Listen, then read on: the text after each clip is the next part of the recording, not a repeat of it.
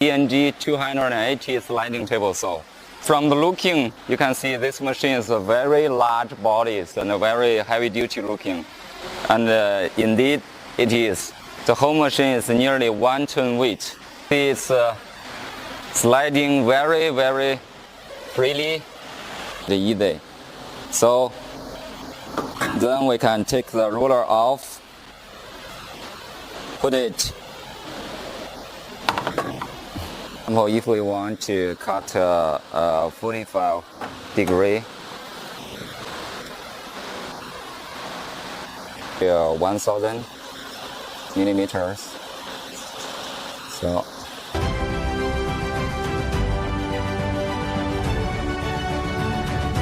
you can see the number change.